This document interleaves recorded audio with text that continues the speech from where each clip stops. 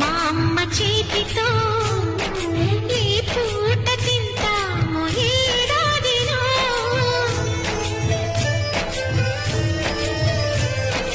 చక్కగా మా నాన్న పక్కగా